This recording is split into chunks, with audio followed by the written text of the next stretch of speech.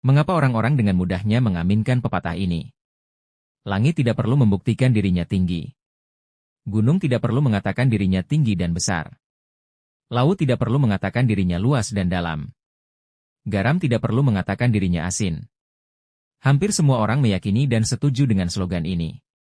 Karena ini nyatanya memang fakta. Tetapi di sisi lain akan menutup mata dan telinga, terlebih menutup mata hati, seolah tidak berlaku ketika hal seperti ini dikomparasikan dengan ketuhanan Yesus. Yesus tidak pernah mengatakan dia Tuhan dan minta disembah. Dari mana kita tahu kalau langit itu tinggi? Lihat saja dengan mata kepala sendiri.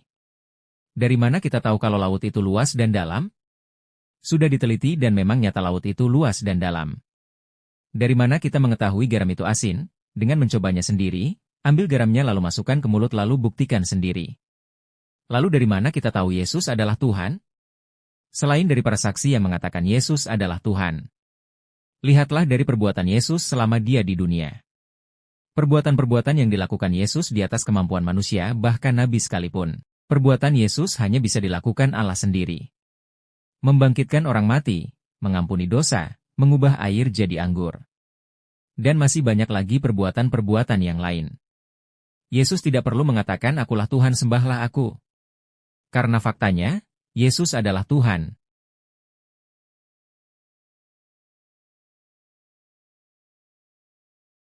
Yesus adalah Tuhan. Percayalah. Mengapa Anda begitu yakin Yesus adalah Tuhan? Allah Bapa sendiri yang mengatakannya. Tapi Yesus sendiri tidak pernah mengaku dirinya Tuhan dan minta disembah. Ya. Itu kan menurut pemahamanmu. Meskipun Yesus tidak mengatakan akulah Tuhan sembahlah aku. Bukan berarti dia bukan Tuhan.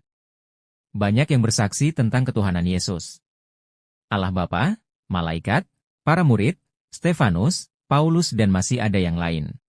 Tapi, Paulus itu kan rasul palsu. Paulus bukan rasul palsu. Dia memang bukan salah satu dari 12 murid Yesus, tetapi dia dipilih langsung oleh Yesus menjadi rasulnya. Anda tahu dari mana Paulus dipilih langsung oleh Yesus? Tertulis dalam Kisah Rasul 9 ayat 2 sampai ayat 25. Ah, itu cuma akal-akalan Paulus. Tidak. Buat apa Paulus melakukan itu? Bukankah Paulus sudah punya pengaruh dan kedudukan sebelum dia berjumpa Yesus? Paulus sudah sangat terkenal pada saat itu, tidak kekurangan apapun. Tetapi setelah berjumpa dengan Yesus malah hidupnya berbalik 180 derajat. Dia jadi miskin, menderita dan mengembara sampai ke Eropa untuk memberitakan Injil. Bahkan Paulus harus menerima hukuman mati di akhir hidupnya? Coba pikirkan, orang yang sudah punya kedudukan, pengaruh, terkenal, rela meninggalkan itu. Untuk apa? Ya, kalau untuk posisi yang lebih tinggi ya, mungkin saja. Tetapi ini sebaliknya Paulus bukannya makin kaya, bukannya makin naik kedudukannya, bukan juga semakin berkuasa.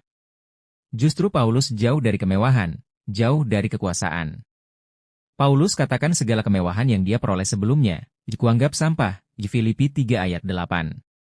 Karena dia sudah menemukan harta yang sesungguhnya, yaitu Yesus yang adalah Tuhan.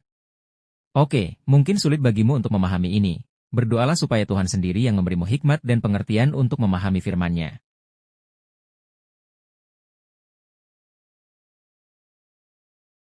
Orang Kristen tidak meniadakan hukum Taurat. Orang Kristen tetap melakukan hukum Taurat. Melakukan perintah Yesus berarti melakukan hukum Taurat.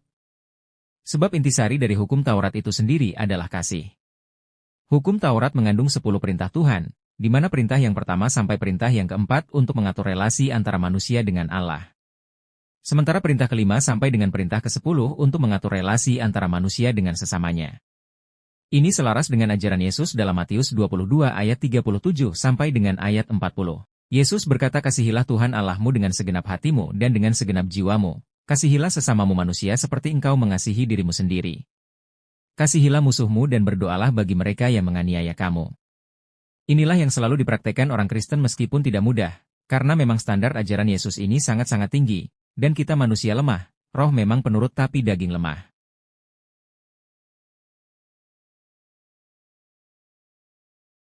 Pesan untuk orang Kristen. Dunia maya selalu geger dengan narasi-narasi murahan yang selalu menyerang iman Kristen. Ada yang mengatakan Yesus bukan Tuhan, kenapa kalian menuhankan manusia, Alkitab palsu, Paulus itu rasul palsu dan banyak lagi tuduhan-tuduhan untuk melemahkan iman kekristenan. Jangan heran, jangan juga takut, jangan bimbang. Tetap fokus dan berpegang teguhlah dengan iman percayamu saat ini, Anda sudah di jalur yang benar. Gak usah dengarkan suara-suara sumbang di luar sana. Daripada waktumu habis mendengar suara-suara sumbang itu, lebih baik fokuslah dengan suara Tuhanmu. Itu jauh lebih baik dan berguna.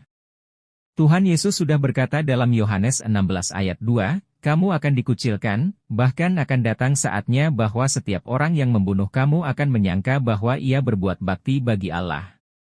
Lukas 21 ayat 12 tetapi sebelum semuanya itu kamu akan ditangkap dan dianiaya, kamu akan diserahkan ke rumah-rumah ibadat dan penjara-penjara, dan kamu akan dihadapkan kepada raja-raja dan penguasa-penguasa oleh karena namaku.